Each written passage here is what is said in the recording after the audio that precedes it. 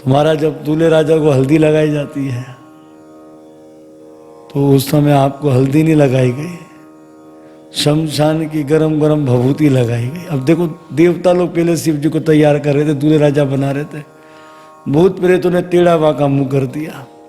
तो शिव जी ने कहा देवताओं को आप हटिए, हमारे गण ही हमको तैयार करेंगे। अब दूल्हे राजा को लगाई जाती है क्या? हल्दी।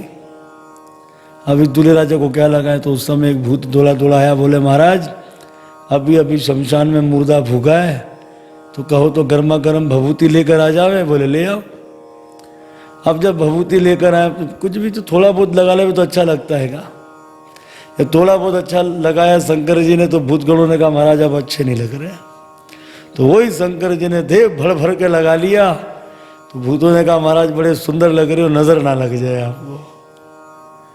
अब दूल्हे राजा को काजल लगाना था।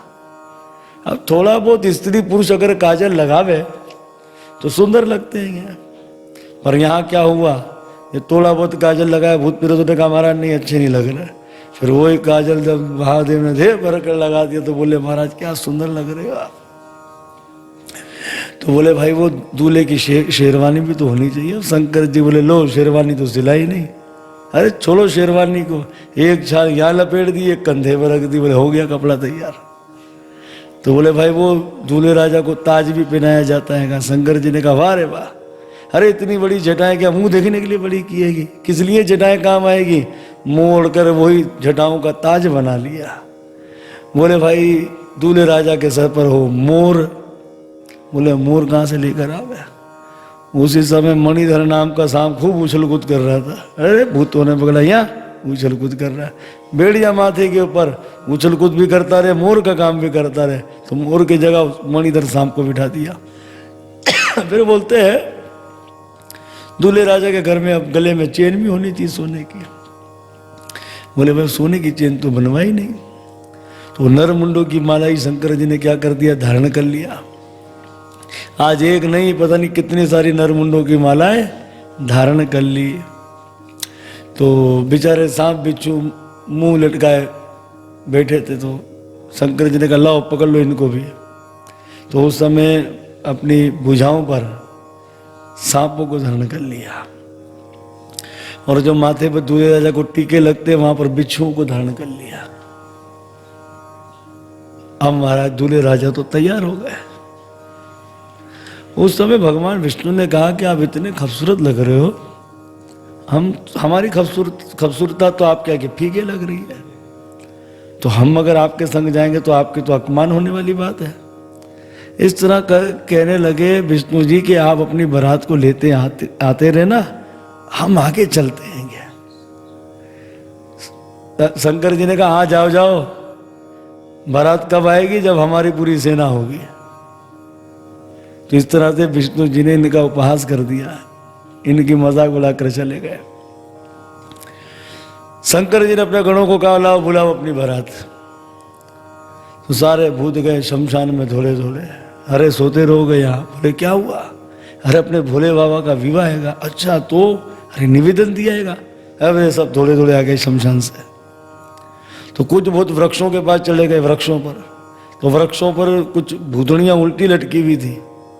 अरे गणों ने कहा उल्टी लटकी रहोगी, चलो। बोले कहाँ? अरे अपने भोले बाबा का विवाह। बुलाया उन्होंने। अरे भूतड़ियाँ तो हैरान हो गई, लो किसी के घर में जाए या तो नींबू में या नारियल में या बोतल में हमको बारात में लेकर जा रहे क्या? इस तरह मोटे पतले दुबले ऊंचे लंबे छोटे चौड़े सारे भूत प्रेत टेढ़े बांके सब आ रहे हैं शंकर जी की बाराती के अंदर। अपने बारातियों को देखकर भोले बाबा तो बड़े प्रसन्न हो गए। अब शंकर जी बैल पर जा रहे हैं, भूत प्रेत भी जा रहे हैं। अब सबकी यही इच्छा होती है कि दूल्हे राजा के सामने थोड़ा नाचेंगे तो दूल्हे राजा को पता लगेगा अरे ये भी हमारी विवाह में नाचा था।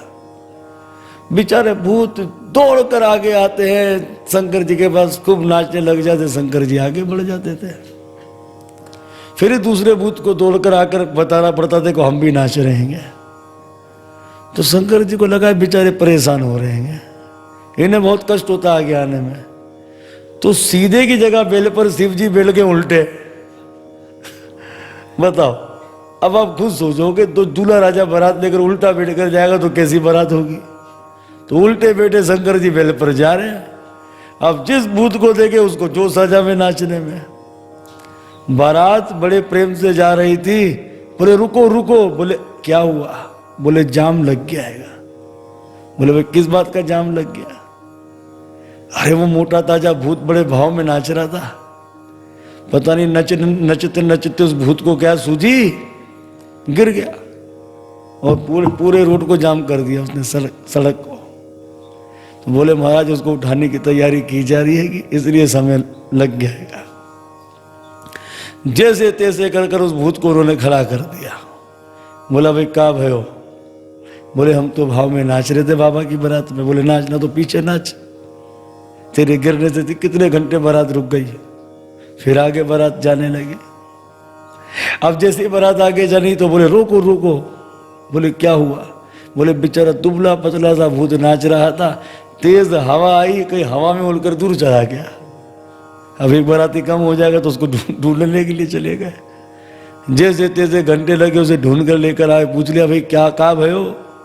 बोले हम तो भाव में नाच रहे थे। बोले नाचना बीच में नाच, हवा आवे तुझे पकड़ तो ले। इस तरह से रुक रुक कर ये बारात झुमझुमाती हुई जा रही है। और कैसी बारात जा रही है, बोले चलता फिरता मान लो सर्कस ही जा रहा हो। अरे जिस भूतड़ी की आंखें लटक रही थी वो अपनी आंखों को यूं हिलाकर नाचने लगी।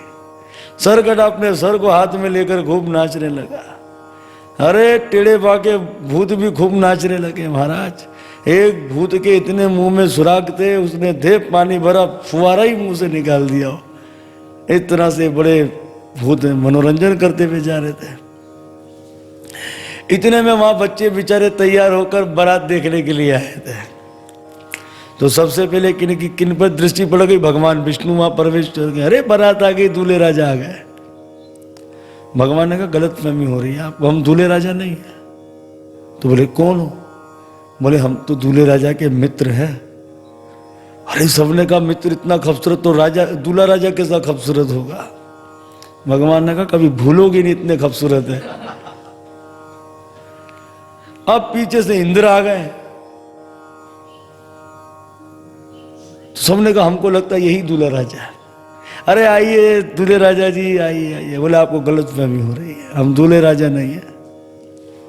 तो सबने पूछा आप हो कौन। बोले हम तो दूल्हे राजा के सेवक हैं। अरे सबने बोला सेवक इतना खूबसूरत तो दूल्हा राजा कैसा खूबसूरत होगा। इंद्र ने कहा सपने में भी नहीं भूलोगे ऐसा दूल्हा राजा आएगा। अब सब लोग उतावले से बेचैन होकर एक ताक रखी हुई दरवाजे के ऊपर के बारात आएगी। अब असली बारात आ गई। सारे भूत प्रेत डायने पिच्चल पेरियां अपने बाल बाल सर घुमाते हुए नाच रहे थे। अरे बच्चे तो वहां से प्लान कर गए महाराज। सारे बच्चे अपने घर भाग गए और बच्चे कप कपा रहे थे। माताओं ने पूछा बेटा क्या हुआ। बोले भूत भूत भूत भूत भूत भूत भूत भूत भूत। अरे बच्चों की माताओं ने बोला दिन दिहाड़े तुम्हें कहां से भूत दिखलाई दिया। बोले उमापति भूत, ये तो कोई भूत है।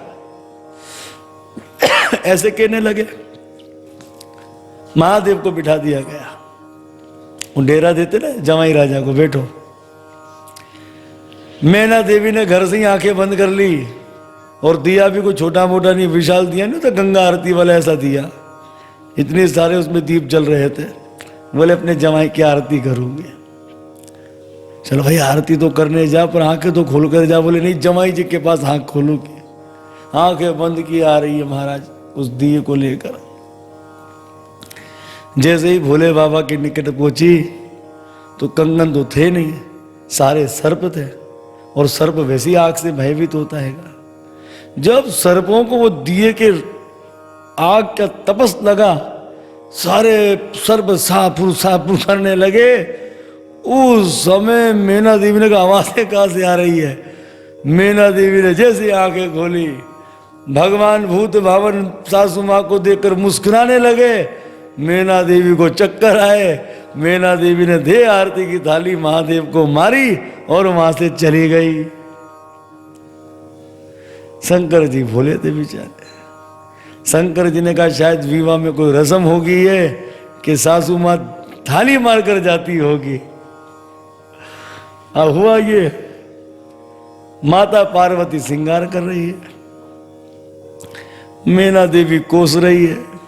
किसे कोस रही है? देवऋषि नारद जी को। होता यही है कि जो हमें हमारे लिए अच्छा सोचे और गड़बड़ी हो जाए तो सबसे पहले दुश्मनी हमारा वो होगा। क्या बिगाड़ा मेरी बेटी ने, इस बूझ से मेरी बेटी का विवाह तय कर दिया। बुरा भला कहने लगी। उस समय जो है वो पार्वती को कहा कि मैं तो इस भूत से तेरा विवाह नहीं करूंगी, मैं मर जाऊंगी, विवाह नहीं करूंगी। उस समय भगवान विष्णु जी आ गए, देव ऋषि नारद जी आ गए, ब्रह्मा जी आ गए। समझाया मैना देवी को, बोले पहले भी इनके चक्कर में चली गई थी, ज्यादा करोगे फिर चली जाएगी यहां से। इस तरह से हमारे भोले बाबा का माता पार्वती के संग विवाह हो गया। आज भी हमारे भोले बाबा अपनी प्रिय पत्नी पार्वती के संग कैलाश पर विराजमान रहते और अपने भक्तों को अपना आशीर्वाद देते हैं। तो हम भी महादेव से आशीर्वाद की कामना करते हैं। आप बुद्धि के देव हैं, आप वैष्णव हैं, तो आपका आशीर्वाद रहेगा तो हमें वैष्णवता शुद्धि आ जाएगी। अच्छा जब तब हो जाएगा तो हम आपके चरणों में यही प्रार्थना करते हैं, भोले बाबा आप हम पर भी कृपा करो, कुछ जीवों पर भी कृपा करें, क्योंकि आप तो पशुपतिनाथ हो, आप तो भुजगेंद्र हारा हो। ये जितने कीड़े मकोड़े आती हैं आप तो उनके पूजन्य हो, सब आपका पूजन करते हैं। चाहे स्त्री हो, चाहे पुरुष हो, चाहे देवता हो, चाहे राक्षस हो, या भूत हो या प्रेत हो, चाहे वो पक्षी हो, आप सबके पूजन्य हैं। हम आपको बारंबार नमस्कार करते हैं। बोलो हर हर महादेव की जय। चलो बाराती को भोजन करवाते हैं, फिर आगे चलते हैं। अब बारातियों को भोजन करवाना है, बड़ी समस्या की बात, क्योंकि भोजन करवाना किन्हें है? बोले भूतों को। बेचारे खीर वाले के तो हाथ कांप रहे थे, बोले मीठा है। सुना है भूत बड़े शौक से मीठा खाते हैं। इतने में सबसे पहले सबको पत्तल रखे जा रहे थे। तो पहले तो गए ये लोग सरकटे के पास, समस्या आ गई। बोले इसका मुंह इधर और धड़ इधर, तो बोले कैसे खिलाया जाए इसे? तो एक ने कहा देखो मुंह के पास रखेगा तो बड़ी समस्या है कि खाएंगे कैसे। ऐसा करते धड़ के पास रख देते हैं, खुद ही ठोस देगा यहां पर। उसे भी पत्तल रख दिए। अब एक जगह फिर समस्या आ गई। ऐसा भूत था, चारों तरफ सेवादारी घूम गए पर मुंह ही नहीं कहीं नजर आ रहा था।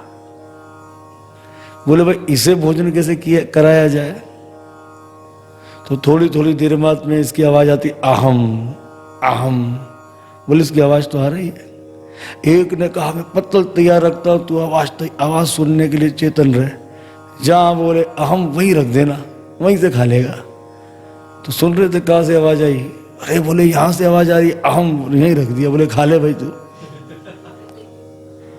अब एक भूत के बाद फिर समस्या आ गई, उसके इतने सारे मुंह। तो बोले इसको किस मुंह से खिलाएं? तो चारों तरफ मुंह ही मुंह थे, तो उसके मुंह को गिनने लग गए, 20, 25, 30 जितने भी मुंह थे। बोले उतने ही रख दो, हर मुंह से इसको खिला दो। तो उसके सब मुंह के आगे क्या रख दिया? पत्तल रख दिया। अब बेचारे खीर वाले हैं। अब खीर वाले ने सोचा कि छोटा चम्मच लेकर जाऊंगा पर उसमें ऐसे नहीं मुझे ही खा जावे। तो बेचारा बड़े डर डर के सेवा कर रहा था, उसने खीर के परोसने वाले चम्मच के आगे डंडा लगा दिया लंबा, और दूर से परोस देता था महाराज। इस तरह से महादेव की गण जो थे महाराज जी, उनको भोजन भी करवा दिया गया। तो नमन करते हुए हम कथा में आगे बढ़ते हैं। बोलो भक्त वत्सल भगवान की जय। अब महाराज श्री मैत्रेय ऋषि विदुर जी से स्वयंभू मनु के जो छोटे बेटा है जिनका नाम है उत्तानपाद, उनकी कथा कहते हैं। हम सब कौन है? उत्तानपाद। उत्तानपाद किसे कहते हैं? कि जिसका सर हो नीचे और पैर हो ऊपर, उसे उत्तानपाद कहा गया है। और हम सब अपनी माता के गर्भ में ऐसे ही थे। सर नीचे और पैर ऊपर था।